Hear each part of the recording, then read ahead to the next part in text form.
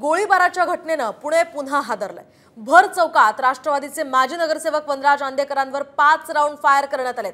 यातच आंदेकरांचा उपचारादरम्यान मृत्यू झालाय। दरम्यान घरातील कार्यक्रम असल्यामुळे आंदेकर यांच्यासोबत सहकारी नव्हते आणि याचाच फायदा घेत आरोपींनी आधी चौकातले सर्व लाईट्स घालवले आणि एकटं असल्याचं पाहून आधी गोळीबार करून नंतर कोयता हल्ला केला। वनराज आंदेकर राष्ट्रवादीचे माजी नगरसेवक होते। दरम्यान पोलिसांकडून आरोपींचा शोध सुरू आहे। शिवाय घरगुती वादातून हा हल्ला करण्यात आल्याची प्राथमिक माहिती पोलिसांकडून देण्यात आली आहे।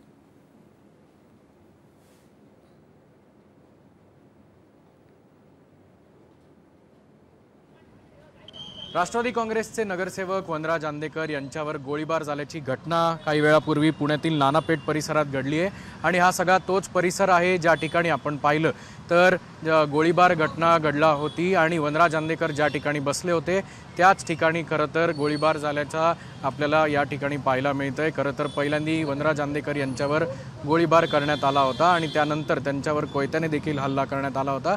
ज्या ठिकाणी हा सगळा प्रकार घडला त्या ठिकाणी वनराज आंदेकरांचा रक्ताचा सडा जो आहे तो या ठिकाणी पडलेला आहे।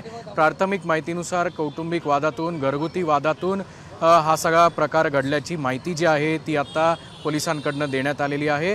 खरं तर हा हल्ला घडल्यानंतर वनराज आंदेकर यांना तात्काळ जवळच्या रुग्णालयात दाखल करण्यात आलं होतं। या उपचारादरम्यानच त्यांचा मृत्यू झाल्याची प्राथमिक माहिती जी आहे ती पोलिसांकडून मिळण्यात येते। नेमके या प्रकरणाचे आरोपी कोण आहेत, घरगुती वाद नेमका काय होता याचा छडा जो आहे तो आता पुणे पोलिसांकडे समोर एक मोठं आव्हान उभं राहिलंय। मात्र ऐन गणेशोत्सवाच्या पार्श्वभूमीवर ऐन गणेशोत्सवाच्या तोंडावर शहरातला हा गोळीबार नक्कीच संपूर्ण शहर हादरवून टाकणारा आहे। महाराष्ट्रातील सर्व बातम्यांचे विश्वासार्ह व्यासपीठ सकाळच्या सर्व सोशल मीडिया प्लॅटफॉर्मला लाईक, फॉलो आणि सबस्क्राईब करा।